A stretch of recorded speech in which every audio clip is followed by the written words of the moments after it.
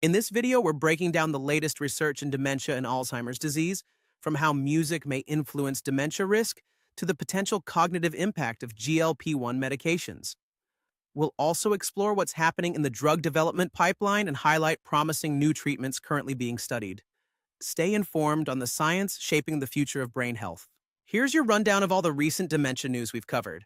A study published in 2024 in Geroscience has found something exciting, a possible new way to slow Alzheimer's disease by keeping the brain's proteins and energy centers healthy.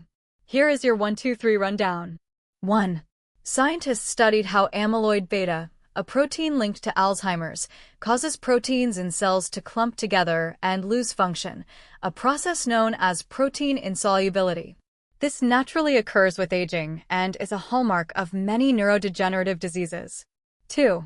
Research with the C. elegans model, which is an early-stage biological model using a roundworm, discovered that 66% of proteins that clump during normal aging also became insoluble, meaning the proteins are hard to break down due to amyloid beta. Many of these proteins are tied to chronic age-related diseases like Alzheimer's, Parkinson's, cardiovascular disease, and cancer. Mitochondrial proteins, critical for cell energy, were especially affected, leading to cellular stress and damage. 3.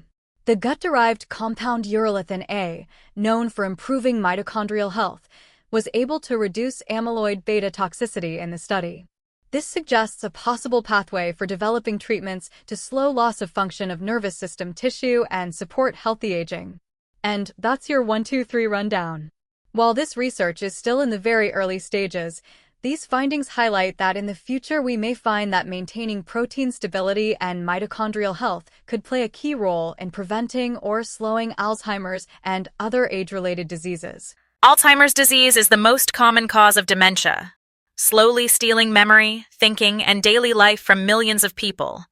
A 2024 review by Cummings and colleagues, published in Alzheimer's Dementia, Translational Research Clinical Interventions, took a close look at the global Alzheimer's drug pipeline to analyze how many drugs are being tested, what stages they're in, and what kinds of therapies are being developed. Here is your 1-2-3 rundown. 1. The trials were spread across several phases of drug development: 48 in Phase 3, 90 in Phase 2, and 26 in Phase 1, showing that many drugs are already in advanced testing. Phase 3 testing is the most advanced and means that whether the drug works and if it will be safe is being confirmed in a larger number of patients with the condition. 2. About half of the drugs are disease-modifying therapies aimed at slowing or changing the course of Alzheimer's, while the rest of the therapies target symptoms such as memory, cognition, or behavioral problems like agitation. 3. Compared to 2023, the number of trials dropped slightly, but researchers are exploring other strategies beyond amyloid protein buildup. At the same time, new blood tests, such as plasma p-tau, are helping diagnose and track the disease earlier, speeding up future trials. And that's your 1-2-3 rundown. The takeaway? While challenges remain, like high costs, long development times, and trial failures, the Alzheimer's pipeline is stronger than ever. Progress is real, and combination treatments may be the future. For families, early diagnosis, medical care, and considering clinical trials offer the best way forward until better therapies arrive. A 2024 study published in Nature Medicine by Takei and colleagues explored whether the newer recombinant shingles vaccine might help lower the risk of dementia. Researchers took advantage of a natural experiment when the U.S. switched from the older live shingles vaccine to the recombinant vaccine in 2017. Here is your 1-2-3 rundown. 1. The study included more than 200,000 adults aged 65 and older. Half received the recombinant shingles vaccine between 2017 and 2020, and the other half had received the older live vaccine between 2014 and 2017. 2.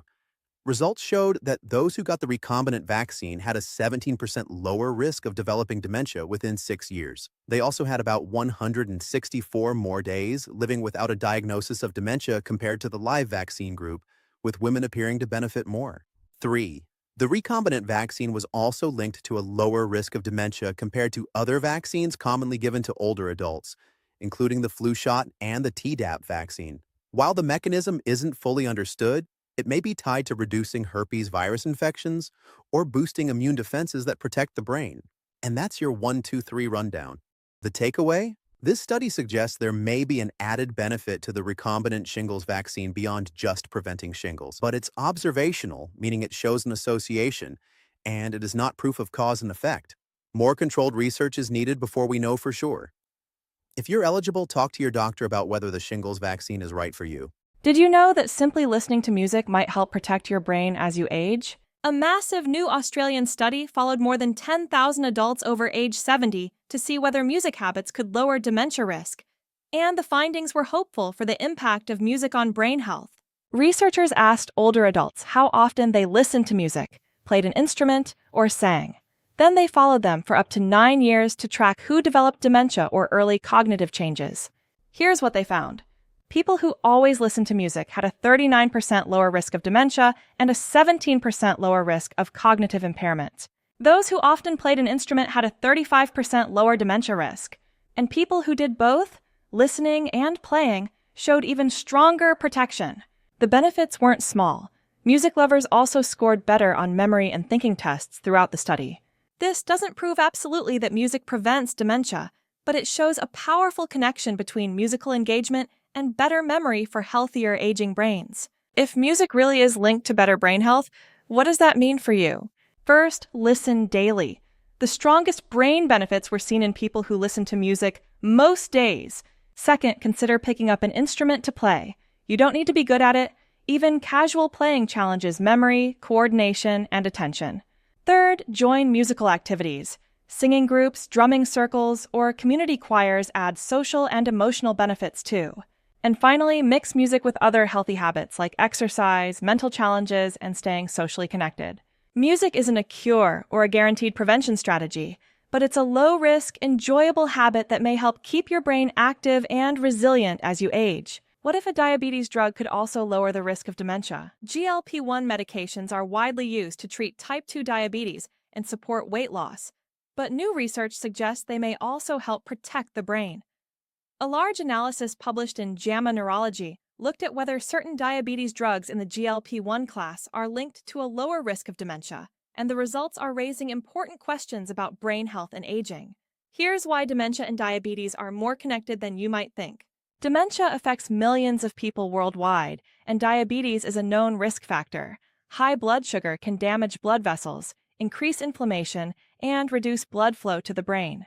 Diabetes is also linked to stroke, which raises the risk of vascular dementia. Because diabetes is so common, researchers are especially interested in treatments that might protect both the heart and the brain at the same time. So, how might GLP-1 medications help protect the brain? GLP-1 receptor agonists help control blood sugar by increasing insulin release, slowing digestion, and reducing appetite. These drugs are already known to lower the risk of heart attacks and strokes. Scientists believe they may also support brain health by improving blood vessel function, reducing inflammation, and possibly protecting brain cells from damage.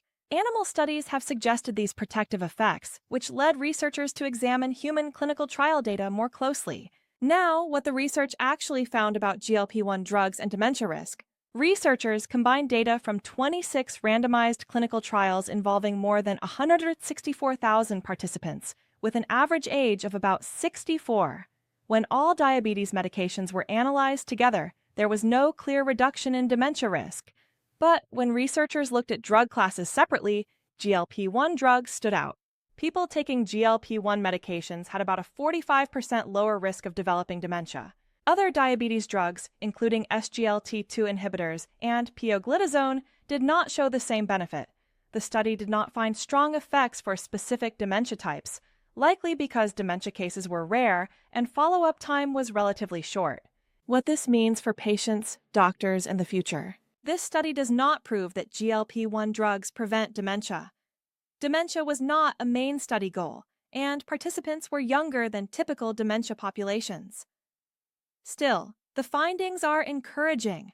Several trials are already underway, testing GLP-1 drugs in people with early Alzheimer's disease or mild cognitive impairment.